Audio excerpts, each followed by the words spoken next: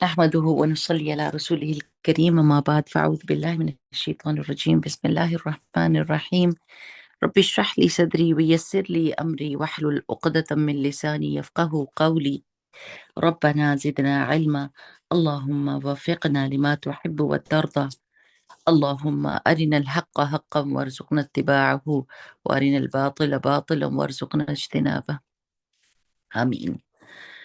السلام علیکم ورحمۃ اللہ وبرکاتہ۔ اچھا، ہم نے یہ کتاب شروع کی ہے، کبیر اور صغیرہ گناہوں کا بیان، اور اس لیے تاکہ ہم کو پتہ چل جائے کہ کون سی چیز کرنے کی ہے اور کون سی چیز نہیں کرنے کی ہے۔ پہلے زمانے میں ایسے ہوتا تھا کہ جو سوسائٹی ہوتی تھی نا، وہ ہیلپر ہوتی تھی، ہر ایک بندہ دوسرے کا مددگار ہوتا تھا، اور لوگوں کو اس چیز کا یہ جو جملہ نہیں بولتے کہ وعلیکم السلام، یہ جملہ بولتے ہیں کہ لوگ کیا کہیں گے۔ پرانے زمانے میں لوگ مددگار ہوتے تھے، تو جب یہ کہا جاتا تھا کہ لوگ کیا کہیں گے، تو اس کا یہ مطلب ہوتا تھا کہ آس پاس سب لوگ چیک رکھ رہے ہیں آپ کے عمل کے اوپر۔ اب تو اس کا مطلب کچھ اور ہے نا، کہ اللہ سے پہلے لوگوں کی فکر لگ جاتی ہے کہ لوگ کیا کہیں گے، کہ اگر ہم نے اتنا بڑی شادی نہ کی، اتنا بڑا فنکشن نہ کیا، اتنے اعلیٰ کپڑے نہ پہنے۔ لیکن ایک زمانہ ایسا بھی تھا کہ جس میں معاشرہ جو تھا وہ بچوں کی حفاظت کرنے والا تھا۔ جو گلی محلے کے دکاندار بھی ہوتے تھے، وہ کیا کرتے تھے، بچوں سے کہتے تھے واپس جاؤ، ادھر اس وقت کیا کر رہے ہو۔ سب لوگ ایک دوسرے کے بچوں کی حفاظت کرنے والے تھے، اور ایک نگاہ ہوتی تھی اور اس کا ڈر ہوتا تھا، ایک لحاظ ہوتا تھا، شرم ہوتی تھی۔ لیکن اس وقت معاشرے جو ہیں وہ انٹرنیشنل لیول کے اوپر معاشرے بالکل خراب اور کرپٹ ہو چکے ہیں۔ کسی کو ہم یہ نہیں کہہ سکتے کہ کوئی اچھی بات بتائے گا، کسی کو ٹرسٹ نہیں کر سکتے، کیونکہ علیحدہ علیحدہ بولیاں ہیں سب کی، اور سب اپنے اپنے دل کی بولیاں بول رہے ہیں، کوئی بھی اللہ کے حکم کے تابع ہو کر بات نہیں کر رہا، ٹھیک ہے نا۔ تو ہم یہ نہیں کہہ سکتے کہ جس چیز کو معاشرہ برا سمجھے، کیونکہ معاشرہ تو کسی چیز کو بھی برا نہیں سمجھ رہا۔ جیسے منکر کی تعریف کیا ہوتی ہے، کہ منکر وہ چیز ہوتی ہے جس کو اللہ تعالیٰ نے، عقل نے اور معاشرہ، ہر یہ تینوں جس کو برا سمجھے۔ اب یہ تو کہہ سکتے ہیں کہ جس کو اللہ تعالیٰ برا سمجھے اور جس کو شریعت برا سمجھے، جس کو عقل بھی برا سمجھے، معاشرے کو بیچ میں نہیں ڈال سکتے، کیونکہ معاشرہ بالکل کرپٹ ہو چکا ہے، اور ساتھ ساتھ عقلیں بھی کرپٹ ہو چکی ہیں۔ کبھی دیکھا نا اپنے کمپیوٹر کی فائل کرپٹ ہو جاتی ہے، تو آپ ایک بٹن دباتے ہیں تو وہ دوسرے اس پہ چلا جاتا ہے، اور آگے سے کھولتا جاتا ہے، ایک لنک کھولتا ہے، دوسرا کھولتا ہے، تیسرا کھولتا ہے، آپ کے قابو ہی نہیں آ رہا ہوتا، آپ اس کو پکڑنے کی کوشش کر رہے ہوتے ہیں، کیونکہ وہ خراب ہو چکا ہوتا ہے۔ تو اب یہ معاشرے کا حال ہے کہ جس چیز کو برائی کو معاشرہ روک نہیں سکتا، اس کی اجازت دے دیتا ہے، اس کو لیگل کر دیتا ہے، اس کو اپروو کر دیتا ہے، اور انسان اس کو بے مہار، یعنی یہ نہیں سمجھتے کہ یہ کوئی بری چیز ہے، اس کو اچھی چیز سمجھنے لگ گئے ہیں۔ ایسا ہو گیا اب لوگ بری چیز کو اچھا سمجھنے لگ گئے ہیں، اور اچھی چیز کو برا، الٹا الٹا ہو گیا سارا کچھ۔ اس لیے بہت زیادہ ایمان کی ضرورت ہے۔ یہ وہ وقت آ گیا، جیسے تھا نا کہ حدیث میں آتا تھا کہ اپنے ایمان کی فکر کرنا، اپنے ایمان کی فکر کرنا، کہ کہیں کسی جگہ پہ پیر نہ پھسل جائے۔ بہت سارے لوگوں کے پیر پھسل رہے ہیں اور وہ غلط کام کریں۔ تو جب آپ نے، یہ تو ہم چھوٹے چھوٹے بچوں کو سکھاتے ہیں کہ آپ کا میزان کیا ہے، آپ کا کرائیٹیرین کیا ہے، کہاں جانا ہے آپ نے چیک کرنے کے لیے کہ کون سی چیز صحیح اور کون سی چیز غلط ہے، وہ قرآن اور حدیث آپ کو بتائیں گے۔ اور یہ دونوں چیزیں ایک دوسرے سے جدا نہیں ہوئیں گی، ہو نہیں سکتی۔ کوئی یہ نہیں کہہ سکتا کہ قرآن ہم کو کافی ہے، کیونکہ قرآن کی ایکسپلینیشن ہی تو حدیث اور سنت کے ذریعے سے ہم کو پتہ چلتی ہے۔ تو یہ دونوں چیزیں ایک دوسرے کے ساتھ جڑی ہوئی ہیں، اور اب معاشرے اور جو کرپشن ہے وہ اس طریقے سے آ رہی ہے کہ آپ کو حدیث سے بھی جدا کرنے کی کوشش کر رہے ہیں، آہستہ آہستہ کاٹ رہے ہیں نا۔ جب بندہ کٹتا جاتا ہے نا چیزوں سے، تو کیا ہوتا ہے، مطلب پھر اکیلا رہ جاتا ہے، پھر تو آسانی سے شکار ہو جائے گا نا شیطان کا۔ تو حدیث تو ایکسپلینیشن ہے قرآن کی، اس کی پریکٹیکل امپلیمنٹیشن ہے۔ تو وہ اگر اس کو جدا کریں گے اور قرآن کو صرف رکھیں گے، تو پھر قرآن کے من مانی جو ہے نا وہ مطلب نکالیں گے لوگ، اور نکال رہے ہیں۔ عجیب و غریب قسم کے لوگ پیدا ہو رہے ہیں، اور پتہ چلتا ہے کہ وہ یہ کہہ رہے ہیں۔ کوئی بندہ ادھر کینیڈا میں آیا تھا، اور وہ خاموشی کے ساتھ عورتیں ایک دوسرے کو بتا رہی تھی کہ درس میں آئیں، درس میں آئیں۔ اور اس بندے کو اگر آپ یوٹیوب پہ چیک کریں کہ جس کے لیے وہ بلا رہی تھی، کہ ان کی بات سنیں، آپ کے رونگٹے کھڑے ہو جائیں، بندے کا دل کانپ جائے کہ اللہ یہ کیا باتیں کر رہا ہے۔ اس قدر یعنی دین سے پھرا ہوا اور بتکا ہوا بندہ وہ دین پڑھانے لگا ہے، اور لوگ اس کی بات سن رہے ہیں۔ کون سے بندے سن رہے ہوں گے جن کو آلریڈی نماز نہیں پڑھنی، کہ وہ ان کو بتا رہا ہے کہ نماز کی کوئی اہمیت نہیں ہے، نماز جو ہے نا آپ جیسے مرضی پڑھ لیں، اور یہ وہ دعا مانگے۔ تو ظاہر ہے وہ معاشرے کا طبقہ جو نام کا مسلمان ہے، اور جس کو ایسی چھوٹ کوئی دے رہا ہے کہ جو مرضی آئے کرو، تم اسلام کو بدل لو، تم اپنی مرضی کے مطابق، تم کس جگہ پر اور کس ٹائم پر رہ رہے ہو تم اس کو دیکھو، اسلام کے حکم ٹائم کے ساتھ چینج ہوتے ہیں۔ یہ باتیں کرنے والوں کو سنتا کون ہے؟ جن کے دل کے اندر چاہتے ہوتی ہیں کہ وہ اپنی مرضی کے مطابق زندگی گزاریں، اور ان کو کوئی روک ٹوک نہ ہو، کوئی ان کے اوپر جو ہے نا وہ سٹاپ نہ کرے، ان کو کوئی کریکشن نہ کرے ان کی کوئی۔ تو زمانہ جو ہے نا وہ خراب سے خراب ہوتا جا رہا ہے۔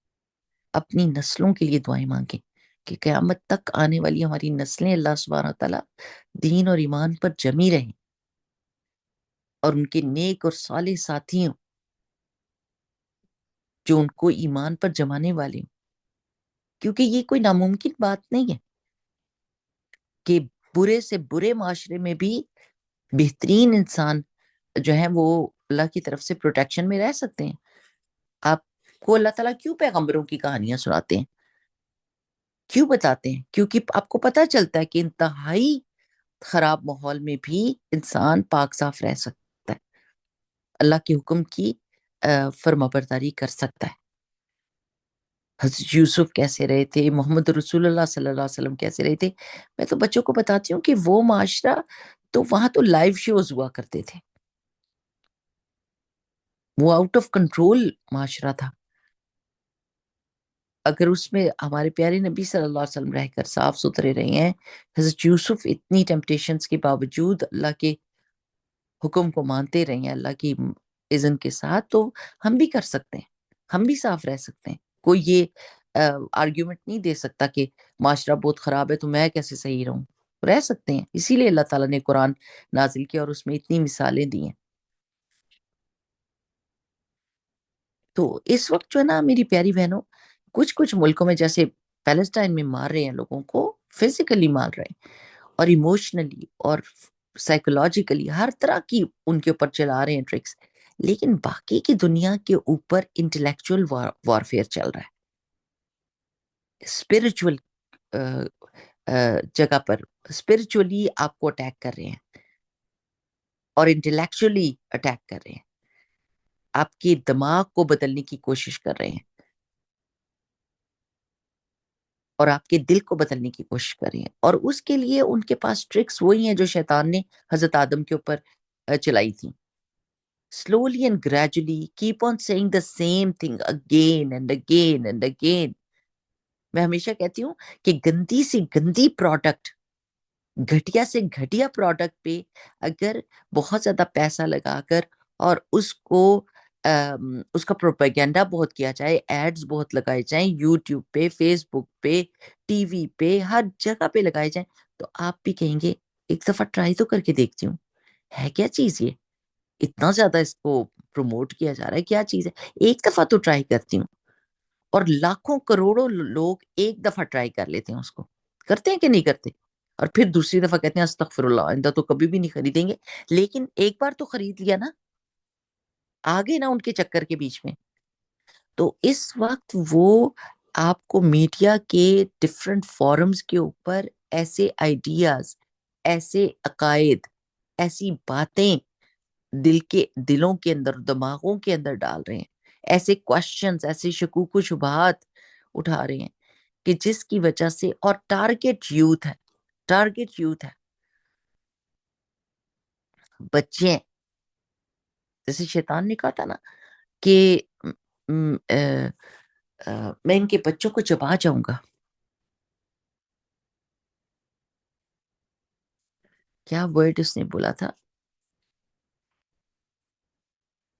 कि वो चबाने का वर्ड यूज़ किया था कि मैं उनको ऐसे च्यू करूँगा कि उनकी इतनी डी शेप हो जाएँगे कि वो पहचाने ही नहीं जाएँगे। अपने माँ-बाप भी नहीं पहचानेंगे कि ये हमारी औलाद है। और उसी वर्ड का अ, उम, लयहतनिकन्ना ऐसे हनका का मतलब था ना कि मैं उनको घुट्टी दूँगा। हनका का मतलब घुट्टी देना भी होता है कि घुट्टी दूँगा। अब देखिए जो घुट्टी देता है तो उसका लौब-ए-दहन और उसका बच्चे का मिल जाता है। तो फिर आदतें बच्चे की वैसी हो जाती हैं जैसे उस बंदे की। और एक और क्या हनका का मतलब है लगाम डालना। लगाम डाल दूँगा मैं इनके बच्चों को। और लगाम में ये होता है कि वीक पॉइंट के ऊपर वो लगाम होती है और जैसे ही वीक पॉइंट को दबाया जाता है, घोड़ा उधर मुड़ जाता है या जानवर उधर मुड़ जाता है। कि मैं उनके वीक पॉइंट्स के ऊपर उनको पकड़ूँगा और जिधर मैं उनको मुड़ने का कहूँगा वो मुड़ जाएँगे। और यकीन करें कि इस वक़्त आप यूथ को देखें, बच्चों को देखें, सबसे पहली चीज़ क्या है? रिबेल करना, माँ-बाप से, अपने डिसिप्लिन से, अपनी वैल्यूज़ से, उनको रिबेल करना सिखाया जा रहा है। कोई कंस्ट्रक्शन नहीं हो रही, डिस्ट्रक्टिव काम हो रहे हैं। स्कूल्स के बीच में मीडिया के ऊपर, इट्स ऑल डिस्ट्रक्शन। इल्ला माशाअल्लाह कि हम अपने बच्चों को पकड़ के रखें, गाइड करके रखें, सही साइट्स पर लेकर जाएँ, सही दुरूस सुनाएँ, मस्जिदों के साथ जोड़कर रखें, नमाज़ों के लिए उनको जो है ना मस्जिदों में जाने के लिए एनकरेज करते रहें, तो बचत हो जाती है। डरने की कोई बात नहीं होती। डरना किसी चीज़ से नहीं है हमने। ईमान वाले डरते नहीं हैं कि वो जी अब ये तो बातें ऐसी सुन रहे हैं हम कि हम खौफ़ज़दा हो जाएँ। किस बात की खौफ़ज़दा होना? अल्लाह सुब्हानहू व तआला हमारे साथ हैं। अल्लाह सुब्हानहू व तआला हमारे साथ हैं। सबसे बड़ी ताकत, सबसे बड़ी क़ुव्वत, सबसे बड़ा हमारे दिल के अंदर हौसला क्या है कि अल्लाह हमारे साथ है। तो फिर हमें किस चीज़ का डर है? कोशिश हमने करनी है, आगे रिज़ल्ट अल्लाह के हाथ में होता है। और कभी भी अल्लाह ताला जैसे आप दुआ माँगते हैं ना, जिस वर्ड्स को यूज़ करते हैं दुआ के अंदर, दुआ वैसे एग्ज़ैक्टली वर्ड बाय वर्ड कबूल होती है। सोच समझ के दुआएँ माँगा करें और जम जाएँ अपनी दुआओं के ऊपर। कभी किसी ने पूछा था ना, आप ये क्यों कहती हैं कि सिर्फ़ सुन्नत वाली दुआएँ माँगे? आप ये क्यों कहती हैं सिर्फ़ कुरान वाली दुआएँ माँगे? मैं कहती हूँ इसलिए कि हम बहुत ही नासमझी के ऊपर बेस्ड दुआएँ माँग लेते हैं। और इसलिए कि हमारी दुआएँ बहुत लंबी-लंबी होती हैं और उनके बीच में इतनी जामियत नहीं होती, इतनी कॉम्प्रिहेंसिव नहीं होती, जितनी अल्लाह सुब्हानहू व तआला ने हमको दुआएँ जो बताई हैं वो कॉम्प्रिहेंसिव होती हैं। छोटी बात करते हैं हम और उसमें बहुत समंदर छुपा हुआ होता है। मना नहीं है आपकी अपनी ज़ुबान में दुआ माँगना, बिल्कुल मना नहीं है, 100 दफ़ा माँगे, لیکن آپ اتنی جامع دعا نہیں مانگ سکتے. آپ پورے 2 پیجز کی دعا مانگیں گے، اللہ مجھے یہ بھی دے دے، یہ بھی دے دے، یہ بھی دے دے. اور اگر آپ کہیں گے ربنا آتنا فی الدنیا حسنۃ وفی الآخرۃ حسنۃ وقنا عذاب النار، ساری دنیا جہان اس میں سمیٹا ہوا ہے اللہ تعالیٰ نے. اور آپ سوچتے جائیں اور یہ دعا مانگتے جائیں کہ اللہ دنیا کی یہ حسنہ بھی چاہیے، بچوں کا ایمان چاہیے، ان کی صحت چاہیے، ان کی لمبی زندگی چاہیے، ان کا حلال رزق چاہیے، ان کے نیک اور صالح زندگی کے ساتھی چاہیے، نیکی کے مواقع چاہیے، اللہ تعالیٰ کی فرما برداری چاہیے، صحت چاہیے، بہت ساری چیزیں آپ نے دنیا کی حسنہ میں مانگ لی. اور آخرت کی حسنہ بھی ایسے ہی سوچتے جائیں، اللہ کا دیدار، محمد رسول اللہ صلی اللہ علیہ وسلم کا ساتھ، حوض کوثر سے پانی پینا، اللہ کے عرش کے سائے کے نیچے بیٹھنا جا کے قیامت کے دن، حشر کے میدان میں سواری مجھے چاہیے، سب سے پہلے جنت میں جانے والوں میں سے اللہ تعالیٰ مجھے کرنا، جنت الفردوس عطا کرنا، ساری چیزیں آ جاتی. تو 100 دفعہ اپنی لفظوں میں مانگیں، لیکن کبھی کبھی انسان شر جو ہے وہ خیر سمجھ کے مانگ رہا ہوتا ہے، شر مانگتا ہے اپنے لیے لیکن خیر سمجھ رہا ہوتا ہے. اللہ سبحانہ و تعالیٰ سے حکمت کی بھی دعا مانگنی چاہیے کہ اللہ سبحانہ و تعالیٰ ہم کو حکمت بھی عطا کر. لیکن حکمت علم کے ساتھ جڑی ہوئی ہے، علم حاصل کریں گے نا تو حکمت بھی آ جائے گی. اور قرآن کریم کے بیچ میں قرآن جو ہے وہ نالج ہے، اور جو رسول اللہ صلی اللہ علیہ وسلم کی حدیث ہے وہ حکمہ ہے، رسول اللہ صلی اللہ علیہ وسلم کی سننا جو ہے وہ حکمہ ہے. وہ آپ کو سکھاتی ہے کہ کون سے وقت میں کیا کام کرنا ہے، کون سے وقت میں کیا بات کرنی ہے. اصل میں حکمت یہی ہوتی ہے. تو انشاءاللہ باذن اللہ شروع کرتے ہیں. پیج نمبر 37 کہتے ہیں کہ نجات کے لیے گناہوں سے بچنا بھی اہم ہے، کہ صرف ایسا نہیں ہو سکتا کہ آپ نیک کام کرتے رہے کہیں کہ یہی ہم کو ہمارے لیے کافی ہے.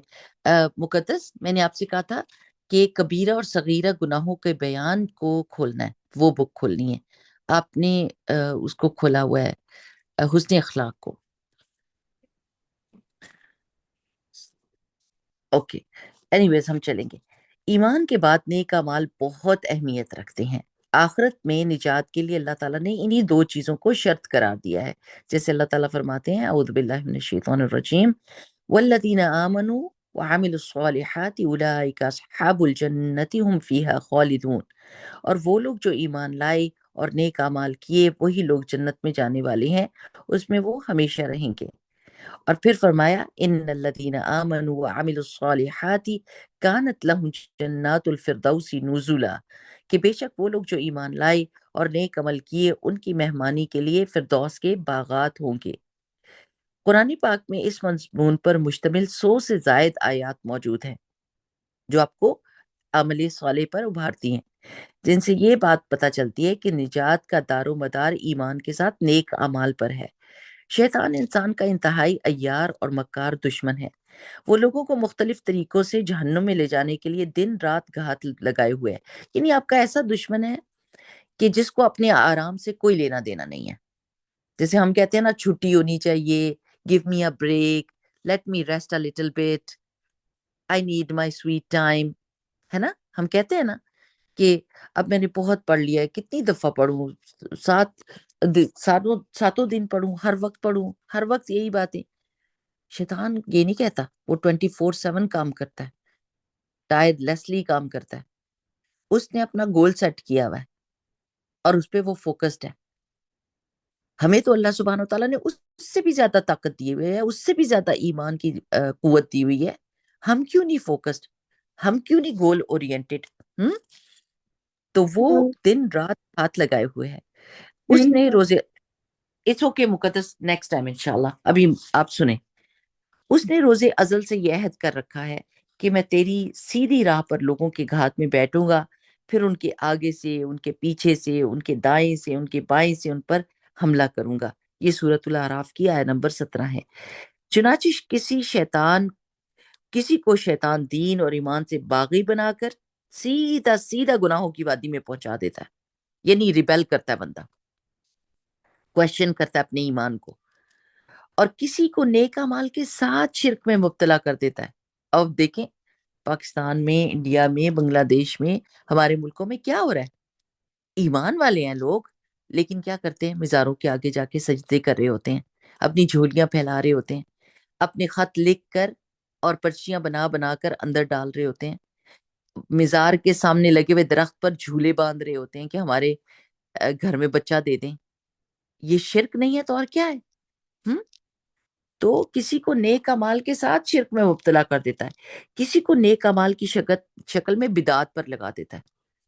بہت سی ایسی چیزیں ہیں جو اللہ سبحانہ و تعالیٰ نے شریعت کا حصہ ہی نہیں بنائی۔ بدعت کا مفہوم کیا ہوتا ہے؟ کیا اس کی ڈیفینیشن ہے؟ کہ کا جس کی دلیل نص سے نہ ملے، نہ قرآن کے بیچ میں ہو، نہ حدیث میں ہو، نہ اللہ کے رسول صلی اللہ علیہ وسلم نے اس کا حکم دیا، نہ کر کے بتائی، اور اس کو انسان نیکی سمجھ کر کرے تو وہ بدعت ہوتی ہے۔ اور ہمارے معاشرے میں کتنی ساری چیز بدعات پھیل چکی ہیں، بس صرف کہتے ہیں ہے تو نیکی نا، ایسے کہہ کے اور اس کو کر لیتے ہیں۔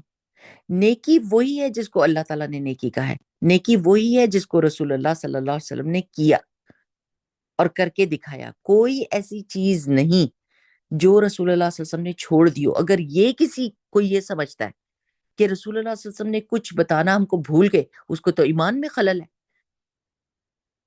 اس کو تو اپنے ایمان کی فکر کرنی چاہیے۔ ہمارا ایمان یہ ہے کہ ہمارے پیارے صلی اللہ علیہ وسلم نے کوئی چیز ہم سے نہیں چھپائی، ایک ایک بات ہم کو بتا گئے ہیں، گناہوں کے بارے میں بھی بتا گئے ہیں اور اعمال صالح کے بارے میں بھی بتا گئے ہیں۔ ابھی آپ دیکھیں کہ کتنے ہوتے ہیں نا پیر، وہ کہتے ہیں کہ جی ہم آپ کو دعا بتائیں گے، لیکن یہ دعا ہمارے اذن کے ساتھ ہی جاتی ہے، کوئی دوسرا نہیں پڑھ سکتا۔ میں نے جب یہ بات سنی تو میں اتنی حیران ہوئی کہ وہ کہہ رہے ہیں کہ یہ جدی پشتی ہمارے آ رہا ہے اور اس کے لیے اذن کی ضرورت ہوتی ہے۔ کس کی اذن کی ضرورت ہوتی ہے جی؟ پیر صاحب اجازت دیں گے تو پھر وہ دعا آپ مانگ سکتے ہیں اور وہ قبول ہوگی۔ I said سب سے بڑے ہمارے لیڈر تو محمد رسول اللہ صلی اللہ علیہ وسلم ہے، انہوں نے تو کوئی دعا کسی سے نہیں چھپائی اور یہ نہیں کہا کہ یہ میری خاص دعا ہے، میں اپنے اذن سے ہی کسی کو دوں گا اور وہ پھر میرے اذن سے ہی کسی اور کو دے گا۔ یہ کہاں سے بات آ گئی؟ جب ہمارے پیارے نبی صلی اللہ علیہ وسلم نے کسی چیز کو نہیں چھپایا تو کوئی پیر کیوں کسی چیز کو چھپائے گا؟ اور وہ بھی کوئی خیر، خیر کو تو چابی لگا کے کھول دینا چاہیے اس کے دروازے، تاکہ ہر خاص و عام اس سے فائدہ اٹھائے۔ تو یہ اس طرح کی چیزیں معاشرے میں آ جاتی ہیں جب انسان نیکیوں کو اپنی عقل کے اوپر پرکھتا ہے اور کہتا ہے میں یہ سمجھتا ہوں کہ یہ نیکی ہے، ٹھیک ہے نا؟ اب رسول اللہ صلی اللہ علیہ وسلم کی برتھ ڈے منانا، اور پہلے شروع کیا عید میلاد النبی، ٹھیک ہے؟ رسول اللہ صلی اللہ علیہ وسلم کی 63 ایئرز کی لائف میں کبھی انہوں نے اس چیز کو نہیں منایا، صحابہ نے کبھی رسول اللہ صلی اللہ علیہ وسلم کی برتھ ڈے کو سیلیبریٹ نہیں کیا۔ وہ سب سے زیادہ رسول اللہ صلی اللہ علیہ وسلم سے پیار کرتے تھے، رسول اللہ صلی اللہ علیہ وسلم کے سامنے تن کے کھڑے ہو جاتے تھے، تیر کھاتے تھے، تلواریں کھاتے تھے، وہ سچا پیار تھا۔ لیکن انہوں نے تو کبھی یہ کام نہیں کیا، اور کہتے کہتے سب کے چلے جی کوئی نہیں، اللہ کے رسول صلی اللہ علیہ وسلم کی خوشیاں نہیں منانی، کرتے کرتے اب یہ وقت آ گیا ہے کہ اتنے اتنے بڑے مولانا جو ہیں وہ کیک کاٹ کے کہہ رہے ہیں happy birthday to you یا رسول اللہ صلی اللہ علیہ وسلم۔ دیکھیں آپ کہاں سے بات شروع ہوئی تھی اور کہاں پہ جا کے جا رہی ہے، کتنے بڑے بڑے کیک کاٹے جا رہے ہیں، اور بچے جن کو ہم روکتے تھے کہ دیکھو بیٹے وہ چیز جو دوسرے کرتے ہیں بغیر وجہ کے، کسی چیز کسی دن کو سیلیبریٹ کرنا، یا تو آپ صدقہ خیرات کریں، جو آپ کی پیدائش کا دن ہے اللہ تعالیٰ سے معافی مانگیں کہ اللہ سبحانہ تعالیٰ وہ کام نہیں کیے جو ہمارے کرنے کے تھے، ایک سال اور ہماری زندگی میں سے گزر گیا ہے، مائنس ہو گیا، ہم موت سے اور قریب ہو گئے ہیں، اللہ اس آنے والے سال میں ہم کو اور زیادہ نیکیوں کے موقع دینا، کوئی دعا کریں، کوئی صدقہ خیرات کریں، کوئی سوچیں، بجائے اس کے کہ سیلیبریشن ہو وداؤٹ ڈوئنگ اینی تھنگ۔ ہم بچوں کو کہہ رہے ہیں اور آپ کہہ رہے ہیں happy birthday to you یا رسول اللہ صلی اللہ علیہ وسلم، تو بچے کیا کہیں گے کہ انہوں نے حضرت عیسیٰ علیہ السلام کے فالوور جو ہے کرسچنز مناتے تھے، کرسچن کے دیکھا دیکھی انہوں نے کہا ہم بھی اپنے نبی صلی اللہ علیہ وسلم کی مناتے ہیں، اور پھر ہمارے بچے کہیں گے کہ پھر ہم کیوں نہیں کر سکتے؟ اب اگر ایک چیز پہ آپ نے یہ کیا ہے، آپ دوسروں کو فالو کر رہے ہو، تو ڈیفینیٹلی آپ نے دروازہ کھولا ہے، اب لوگ باقی چیزوں کو بھی فالو کریں گے اور چیزوں کو بھی فالو کریں گے۔ رسول اللہ صلی اللہ علیہ وسلم نے منع فرمایا تھا کہ مت غیروں کو فالو کرنا۔ پیر پھسلے گا نا، جیسے کیلے کے اوپر سے پیر پھسلتا ہے، تو انسان اپنی باڈی کو کوئی کنٹرول کر سکتا ہے؟ اتنا برا گرتا ہے اور اتنا بھیانک سا سین ہوتا ہے، اور نہ جسم کو کنٹرول کر سکتا ہے، نہ ہاتھوں کو کنٹرول کر سکتا ہے، ادھر ادھر ہاتھ بکھر رہے ہوتے ہیں، کبھی ادھر کبھی ادھر، اور دھڑام سے نیچے۔ اس طرح ہوتا ہے کہ بدعت میں پڑھ کے انسان بڑے برا گرتا ہے، ہڈی پسلی ایک ہو جاتی ہے۔ تو شیطان کیا کرتا ہے، کسی کو نیک اعمال کی شکل میں بدعات پر لگا دیتا ہے، کسی کو نماز اور روزے کے ساتھ سود اور رشوت جیسے گناہوں میں مبتلا کر دیتا ہے۔ مجھے سچ سچ دل سے بتائیں، کیا ہم کو یہ نہیں پتا کہ اللہ سبحانہ و تعالیٰ نے اپنے پیارے نبی صلی اللہ علیہ وسلم کے ذریعے سے ہم کو یہ بات بتائی ہے، یہ اوتھینٹک حدیث ہے، کہ سود لینے والا، دینے والا، گواہ، مددگار، کوئی بھی بندہ جو اس کام میں مددگار ہوگا، وہ ایسے ہی ہے جیسا کرنے والا، اور ان پہ اللہ کی لعنت ہے۔ کیا نہیں ہم کو پتا؟ کیا ہم نے یہ نہیں سنا ہوا؟ کیا قرآن کی آیت نہیں پڑھی سود کے بارے میں؟ یعنی سب سے بھیانک جو بڑے گناہ ہیں نا، کبیرہ گناہ، انہوں میں اس کے اوپر اتنی سخت وعید آئی ہوئی ہے، سخت وعید آئی ہوئی ہے۔ اور یہ نہیں کہ، اور وہ کہتے جی قرآن میں تو یہ لکھا ہوا ہے کہ لینے والے نہ بنو، تو آپ نے کاٹا نا حدیث کو، آپ نے حدیث کو کاٹا نا، کیونکہ حدیث آپ کو بتا رہی ہے کہ صرف لینے والا نہیں، دینے والا، سائن کرنے والا، گواہ، سب پہ اللہ کی لعنت ہوئے گی۔ اور سود کے 70 گناہوں میں سب سے چھوٹا گناہ کیا ہے؟ ماں کے ساتھ زنا کرنا۔ اتنی بھیانک اور گندی چیز ہے۔ اب کتنے لوگ ہیں جو سود دے رہے ہیں، ان کو جسمانی بیماریاں ہیں، ان کو بچوں کی طرف سے انتہائی مشکل حالات ہیں، ان کے ہسبینڈ اور میاں بیوی کے تعلقات میں خرابی ہے، اور ان کو بتانے کی کوشش کی جاتی ہے اس میں سے نکل آؤ، اس میں سے نکل آؤ، سود میں سے نکل آؤ، آپ کی ساری چیزیں درست ہو جائیں گی، اللہ تعالیٰ ہر چیز کو اس کے خانے پر رکھ دے گا۔ کبیرہ گناہ ہے، مت کرو مت کرو، لیکن آپ یقین کریں کہ دماغ ایسا پلٹتا ہے کہ انسان اس پہ آتا ہی نہیں، کوئی سمجھتا ہی نہیں، اس وقت اس کوئی کبیرہ گناہ کوئی سمجھ ہی نہیں رہا، اس لیے مسلمانوں کی کثیر تعداد اس میں مبتلا ہے، اور دن رات ایک کر کے وہ سور کے منہ کے بیچ میں اپنے پیسے ڈال رہے ہیں۔ کہ کسی ریئلٹر نے میرے ہسبینڈ کو بتایا کہ یہاں پر کسی نے لیک شور کے اوپر گھر لیا، بہت بڑا گھر، اور اس میں آئی تھنک کہہ رہا تھا کہ $96,000 جو ہیں وہ پورے سال میں جو مورگیج پے ہوئی تھی وہ سود میں کیا ہے، اور تھوڑے سے 5-6 ہزار جو ہیں وہ کیپٹل پے ہوا ہے۔ اب جسٹ امیجن، عقل سوچے نا، سوچے، آپ دن رات مزدوریاں کر رہے ہیں، صرف انہوں نے پیپر پہ آپ کا نام لکھا ہے، صرف پیپر پہ نام لکھا ہے، اور کہا ہے کہ آپ کا نام، یہ گھر آپ کا ہو گیا ہے، لیکن اصل میں یہ گھر 30 سال تک آپ کا ہوگا نہیں، 1 یا 2 قسط مس کی آؤٹ، اور ہر مہینے جو آپ اپنے خون پسینے کی حلال کمائی ہے وہ آپ ان کو دے رہے ہیں، اور وہ جو آپ نے $1 ملین قرض لیا ہے وہ اس کے اوپر وہ صرف سود جا رہا ہے، آپ کا کیپٹل تو ادا ہی نہیں ہو رہا۔ آپ سوچیں کہ آپ اتنے زیادہ پیسے سود کے دے رہے ہیں، اور $1-2 آپ کے اس میں جا رہے ہیں، تو یہ کاہے کی عقل مندی ہے؟ نہ آپ اپنے بچوں پہ لگا رہے ہیں، نہ اپنے اوپر لگا رہے ہیں، اور بیٹھے بٹھائے لوگوں کو ان کی جھولیاں بھر رہے ہیں، اور صرف اس لیے کہ انہوں نے پیپر پہ لکھ دیا ہے کہ یہ آپ کا گھر ہے۔ کتنا بڑا دھوکا ہے۔ اور پھر جیسے انسان اس گناہ میں پڑتا ہے، یہ کبیرہ گناہ ہے نا، پکڑ ہو جاتی ہے، اور اللہ کی محبت کا اظہار ہے کہ اللہ تعالیٰ بھیجتا ہے مصیبتیں تاکہ انسان ہوش میں آ جائے، توبہ کرے، نکلے اس میں سے، یا اس کو پے آف کرنے کی کوشش کرے، اور یا پھر اس میں سے نکلے،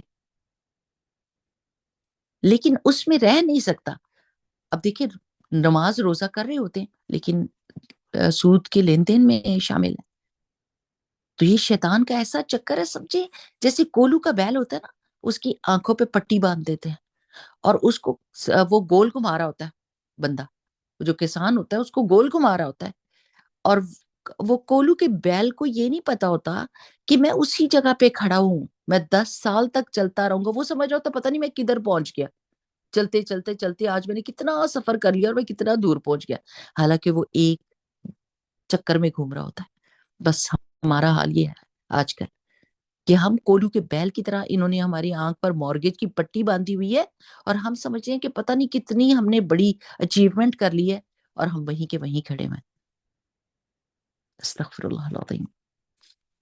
پھر شیطان کیا کرتا ہے؟ کسی کو نیک اعمال کے ساتھ ریاکاری کا سبق دے دیتا ہے، یعنی وہ دکھاوا کرنے لگ جاتا ہے اور شہرت کے نشے میں مگن کر دیتا ہے۔ وہ نیک عمل بھی کر رہا ہوتا ہے لیکن ریاکار بھی ہوتا ہے، لباس پہنتا ہے تو شہرت کا پہنتا ہے، کھانا کھاتا ہے تو شہرت کا کھاتا ہے۔ اب آپ یہ دیکھیں کہ دیکھیں کچھ لوگوں کا تب کھانا کھانا اور دکھانا جو ہوتا ہے وہ کسی وجہ سے ہوتا ہے کہ چلو جی آپ کو پتہ چل جائے کہ حلال کھانا کدھر ملتا ہے۔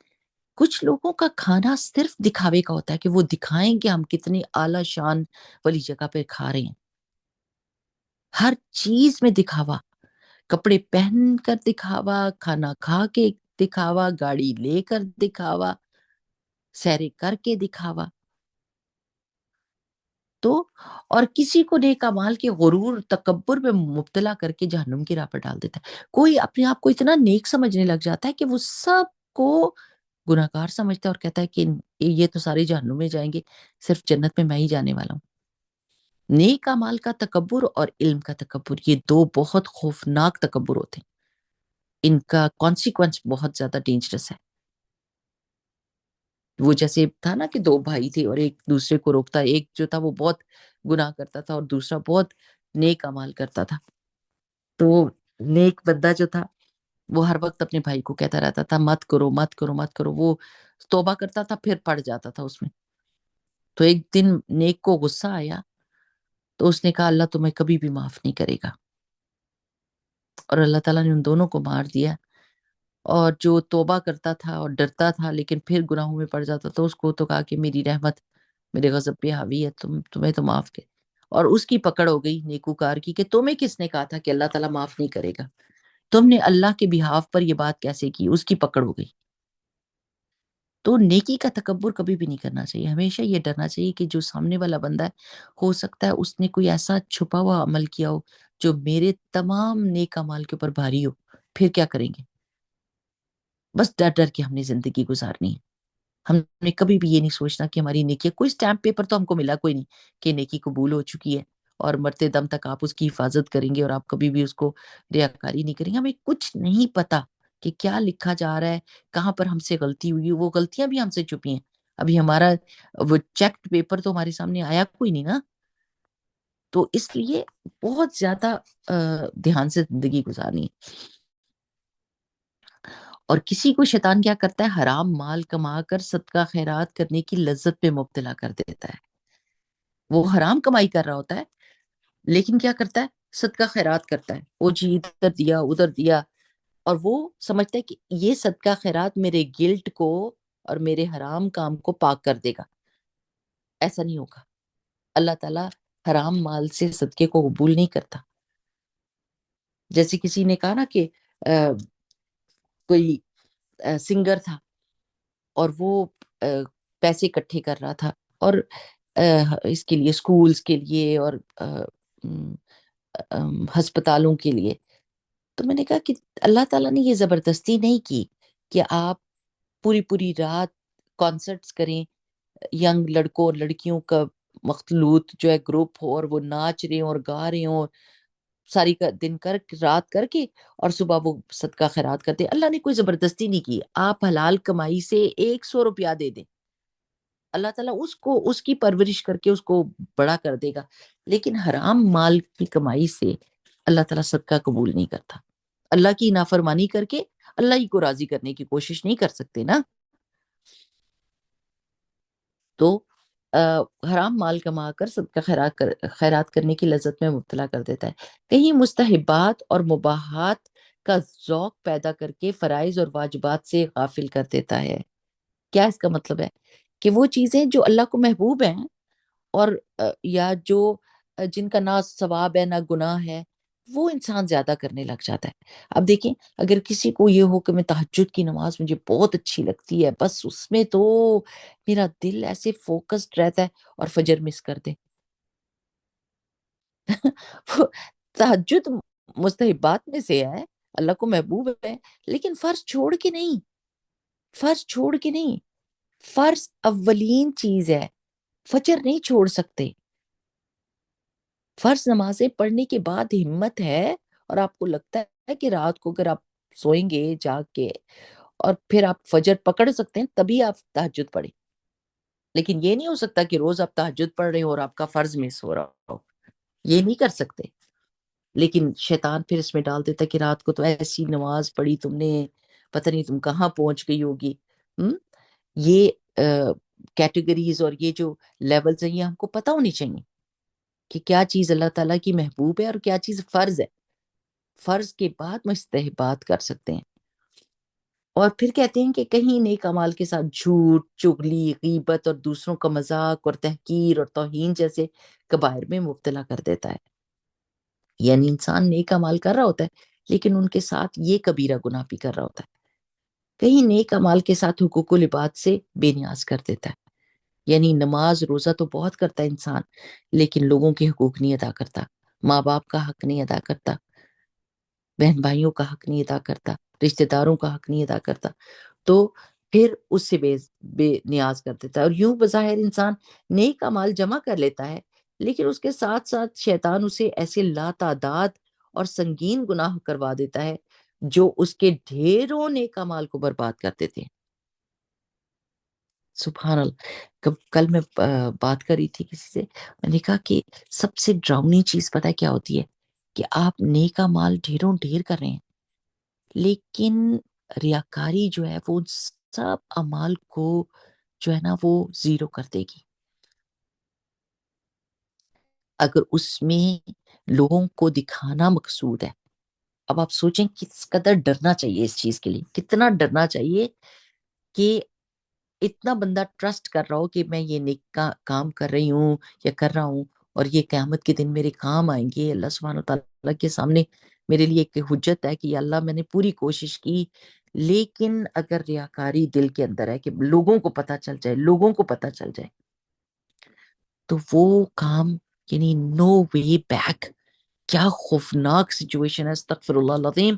اسی دنیا میں رہ کر ہم نے یہ سوچنا ہے کہ ہم اپنی نیکیوں کی حفاظت کریں، کہ کسی نیک بندے نے کہا تھا نا کہ اپنی نیکیوں کو اس طرح چھپاؤ جس طرح اپنے گناہوں کو چھپاتے ہو، ان کی حفاظت کرو، ان کو بچا بچا کے رکھو۔ لیکن اگر لوگوں کو پتہ چل جاتا ہے کہ آپ نے کوئی کام کیا ہے اچھا اللہ کی طرف سے، تو پھر ڈرنے کی ضرورت نہیں ہوتی، کیونکہ لوگ بڑے ڈرتے ہیں، آئے کہیں میری نیکی ضائع نہ ہو گئی ہو، میں تو چھپا رہی تھی۔ یہ بھی ایک اور قسم کی سائیکالوجی ہو جاتی ہے کہ انسان پھر کہنے لگ جاتا ہے نہیں نہیں میری تو نیکی ضائع ہو گئی، لوگوں کو پتہ چل گئی۔ کیسے ضائع ہو گئی بھائی؟ جب آپ کی نیت ہی نہیں تھی لوگوں کو بتانے کی، اللہ کی طرف سے کسی نے آپ کی نیکی کو کسی کو بتا دیا، تو یہ تو رسول اللہ صلی اللہ علیہ وسلم نے فرمایا تھا کہ جلد مل جانے والی خوشخبریوں میں سے ہے کہ آپ کی نیک نامی ہو جاتی ہے۔ اللہ تعالیٰ نے اگر آپ کی نیک نامی چاہیے تو اس پہ بھی خوش رہیں۔ تو لیکن یہ جو ہوتا ہے نا کہ اپنے آپ کو کس طرح سیٹ رکھنا ہے، یہ علم کے ساتھ آتا ہے۔ قرآن اور حدیث بندہ پڑھے تو پتہ چلتا ہے کہ ہر بات میں خوش رہنا اور اللہ تعالیٰ کی طرف سے یہ دل کا جو اطمینان ملتا ہے، یہ کیسے ملتا ہے؟ یہ علم سے پتہ چلتا ہے۔ اب علم نہیں ہوگا تو نیکی کسی کو پتہ چل گئی تو آپ سارا وقت روتے دھوتے رہیں گے کہ اب تو پتہ چل گئی، یہ تو میری ضائع ہو گئی۔ اور بہت ساری عورتیں ایسی کرتی ہیں، تو ان کو بتاتے نہیں بہنا، اگر آپ کے دل کے اندر یہ چاہت نہیں تھی کہ لوگوں کو پتہ چلے، لیکن پتہ چل گیا تو یہ اللہ کی طرف سے آپ کی نیک نامی ہے، اللہ کی طرف سے خوشخبری ملی ہے آپ کو، اللہ تعالیٰ آپ سے راضی ہیں، تسلی رکھیں۔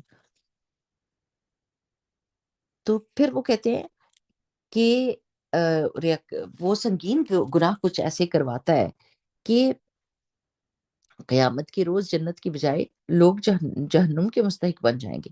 رسول کریم صلی اللہ علیہ وسلم نے امت کو نیک اعمال کے ساتھ ساتھ گناہوں سے بچنے کی نصیحت بڑے حکیمانہ انداز میں فرمائی ہے۔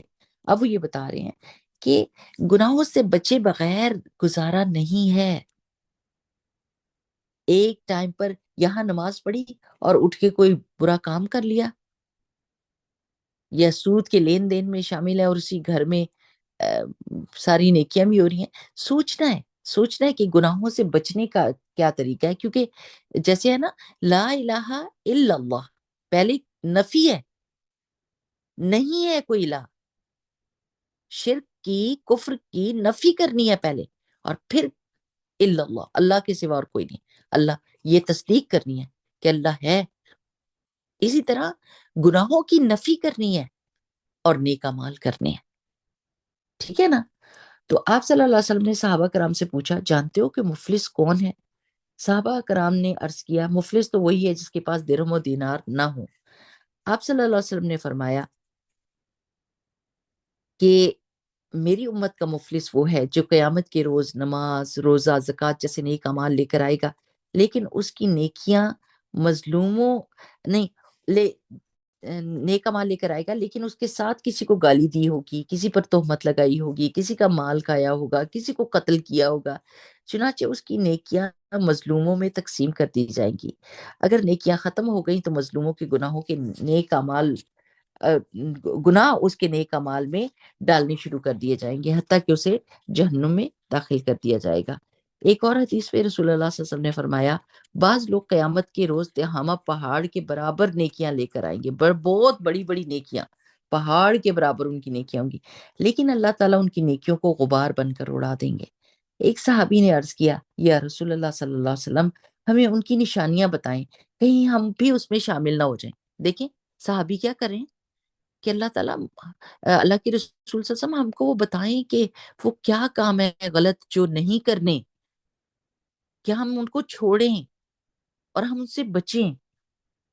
آپ صلی اللہ علیہ وسلم نے فرمایا، وہ تمہارے ہی بھائی بند ہوں گے، یعنی مسلمانوں میں سے ہی ہوں گے، تمہاری قوم میں سے تمہاری قوم سے ہی ہوں گے، جس طرح تم راتوں کو عبادت کرتے ہو وہ بھی ویسے ہی راتوں کو عبادت کرنے والے ہوں گے، لیکن تنہائی میں اللہ تعالیٰ کی حرمتوں کو پامال کریں گے۔ یعنی سامنے سامنے تو جب لوگوں کے بیچ میں ہوں گے تو نمازیں بھی پڑھیں گے، روزے بھی رکھیں گے، سارے کام ویسے ہی کریں گے جیسے، لیکن جب تنہائی میں ہوں گے تو اللہ تعالیٰ کی حرمتوں کو پامال کریں گے۔ یہ کتنا آسان ہو گیا میری پیاری بہنوں، اللہ کی حرمتوں کو پامال کرنا۔ لوگوں کے ہاتھوں میں ڈیوائسز کیسی آ گئی ہیں کہ دنیا میں کسی بھی کونے میں وہ بیٹھے ہیں، ٹی وی لگانے کی ضرورت نہیں ہے، چھوٹا سا ٹیلی فون ہاتھ میں ہوتا ہے اور کیا کیا دیکھ نہیں لیتے، کس کس جگہ کو ڈسکور نہیں کر لیتے، کون کون سا گناہ نہیں کر لیتے، کتنی عورتیں ہیں، کتنے مرد ہیں جو سیکرٹ فرینڈشپ رکھی ہوتی ہے انہوں نے، چھپ چھپ کر باتیں کرتے ہیں، اللیگل ان کے تعلقات ہوتے ہیں۔ ہاں، تو تنہائی کے بیچ میں اپنی اللہ کی ساری حدودوں کو پامال کر دیتے ہیں۔ استغفر اللہ العظیم، بہت زیادہ اللہ تعالیٰ سے دعا کرنے کی ضرورت ہے کہ اللہ سبحانہ تعالیٰ ہماری آنکھوں کی، ہماری کانوں کی، ہماری دماغ کی، دل کی حفاظت کرے، کیونکہ ڈیفینیٹلی یہ چیزیں اٹیک کرتی ہیں دل کے اوپر، دل کو گندا کرتی ہیں، اور گناہ رسول اللہ صلی اللہ علیہ وسلم نے فرمایا تھا نا کہ ایک کالا نقطہ لگ جاتا ہے، اور پھر کرتے کرتے اگر اس کو مٹانے کی کوشش نہیں کرتا تو پھر ایک اور ایک اور، دل سارا گندا ہو جاتا ہے، اور پھر پتہ ہی نہیں چلتا کہ کون سی چیز گندی ہے اور کون سی چیز صاف ہے۔ آپ دیکھیں کہ کالے کپڑے کے اوپر ایک اور کالا داغ لگ گیا تو کون سا پتہ چلے گا، لیکن جب سفید کپڑے کے اوپر ایک نقطہ بھی لگتا ہے کوئی گند کا تو ایک دور سے نظر آ رہا ہوتا ہے، انسان کہتا ہے یہ کیا لگا ہوا ہے آپ کے کپڑوں پہ۔ تو جب انسان نیک ہوتا ہے، صالح ہوتا ہے، تو کوئی ایک بھی گناہ کرتا ہے تو اس کو اتنی بڑا وہ نظر آتا ہے، وہ کہتے ہیں یہ کیا میں نے کر دیا، لیکن جب گناہوں کی کثرت ہو جاتی ہے تو ایک اور گناہ کر دیا تو کیا برائی ہے، ہم اس طرح کا ہو جاتا ہے۔ تو وہ کہتے ہیں کہ مذکورہ بالا حدیث، یعنی یہ جو پہلے ذکر کی ہے اوپر حدیث سے، یہ اندازہ لگانا مشکل نہیں۔ اب پتہ ہے اردو بڑی مشکل ہوگی ہے ہم لوگوں کے لیے، ہم کہتے ہیں مشکل الفاظ نہ بولیں، ہے نا یہی بات، لیکن اگر غور کریں کیونکہ لینگویج نا بہت خراب ہو گئی ہے، کوئی ادب لحاظ نہیں رہ گیا، سلینگ لینگویج بہت زیادہ بولی جاتی ہے۔ آ، اگر ہم اپنی لینگویج کو بھی پکڑ کے رکھیں نا، ویلیوز بھی جا رہی ہیں، لینگویج بھی جا رہی ہے، ادب آداب سب کچھ ہاتھ سے پھسل رہا ہے ہمارے۔ ذرا سا غور کریں تو آپ کو ورڈ کا مطلب سمجھ آ مذکورہ کا مطلب ہوتا ہے جس کا ذکر کیا گیا ہو، بالا کا مطلب ہے اوپر، تو اوپر جس حدیث کا ذکر کیا گیا ہے، احادیث کا ذکر کیا گیا ہے، یہ اندازہ لگانا مشکل نہیں کہ نجات کے لیے نیک اعمال کے ساتھ ساتھ کبائر سے بچنا کتنا اہم اور ضروری ہے۔ انسان کی اس سے بڑی بدبختی اور بد نصیبی کیا ہوگی کہ وہ اپنی دانست میں ڈھیروں نیک اعمال کر کے لے جائے، لیکن قیامت کے روز اس کے سارے نیک اعمال ایک ایک کر کے اس کے گناہوں کی نظر ہو جائیں اور وہ جہنم کا مستحق ٹھہرے۔ اللہ ذالک هو الخسران المبین، خبردار یہی ہے کھلا خسارہ، یعنی یہ سب سے بڑا نقصان ہے، سب سے بڑی لاس ہے۔ اس دنیا کی لاس کو تو ہم دوبارہ سے کمپنسیٹ کر سکتے ہیں، کوئی بھی دنیا میں ہمیں کوئی لاس ہو جائے، پیسے کی لاس ہو جائے، کچھ بھی ہو جائے، ہم اس کو دوبارہ سے ری گین کر سکتے ہیں، لیکن قیامت کا دن ایسا نہیں ہوگا کہ اس کے بیچ میں یہ مہلت دی جائے کہ دوبارہ سے کر کے آ جاؤ، وہاں سب ختم ہو جائے گا۔ اور کون سا ہم میں سے بندہ ہے جس کو یہ پتا ہے کہ میری موت کا دن کون سا لکھا ہوا ہے؟ ہمارے پاس تو ٹائم اتنا لمیٹڈ ہے، اور یہ ایشورٹی نہیں ہے کہ ہمیں موت سے پہلے وارننگ دی جائے گی۔ موت اچانک آ جاتی ہے اور لے جاتی ہے، تو وہ جو ریگریٹ کرنی ہے، اپنی نا موت کو امیجن کیا کریں کہ اللہ تعالیٰ جس وقت میں مروں نا، اللہم انی اسألک برد العیش بعد الموت، ایسی ٹھنڈی میٹھی میری زندگی ہو نا، سکون کی زندگی ہو موت کے بعد، دنیا کے جھنجھٹوں سے چھٹکارا مل جائے اللہ تعالیٰ۔ اسی لیے آپ دیکھیں کہ جو مسکراتے ہیں نا، مسکراتے ہوئے جو جاتے ہیں، کتنی ایسی میتیں ہوتی ہیں جو مسکرا رہی ہوتی ہیں، لٹرلی ان کو دیکھ کے بندہ کہتا ہے سبحان اللہ، کہ کیا اللہ تعالیٰ نے اس کو چیز دکھائی ہوگی۔ شہید جو ہوتے ہیں، آپ دیکھیں کہ وہ پڑھ پڑھ کے جا رہے ہوتے ہیں، ایک ینگ بچے کا وہ شہید ہو رہا تھا، اور یعنی زخمی ہوا تھا، اور وہ کیا کہہ رہا تھا کہ میرے بھائیوں، اللہ اللہ یہ جنت تم دیکھ رہے ہو، ارض السماوات والارض، اس کی تو لمبائی چوڑائی اس کی اتنی بڑی ہے، اور یہ کیا، واہ سبحان اللہ، ایسی باتیں کر رہا تھا اور مسکراتا جا رہا تھا۔ تو کیا کیا چیزیں دکھاتے اپنے لیے، امیجن کریں اللہ تعالیٰ جب میری موت کا وقت آئے، اللہ سبحانہ وتعالیٰ مجھے یہ میسج ملے، یا ایتھا النفس المطمئنہ ارجعی الی ربک راضیۃ مرضیہ، اللہ میں خوشی خوشی جاؤں، مجھے سکون مل جائے، مجھے مزہ آ جائے کہ میرے رب سے ملاقات کا وقت میرا قریب آ گیا، اور میں کلمہ پڑھتے ہوئے جاؤں، وہ میری زندگی کا بہترین دن ہو، جس دن میں نے اس جرنی پہ نکلنا ہو آپ کی طرف، وہ میرا سب سے بہترین دن ہو، میرے سکون کا دن ہو۔ اللہ بہترین حالت میں، بہترین ایمان کی حالت میں، بہترین لوگ میرے آس پاس ہوں، سنت پر عمل کرنے والے۔ جیسے جیسے آپ دعا کریں گے نا اپنی موت کے لیے، بہت دعا کرنی ہوتی ہے، بہت زیادہ۔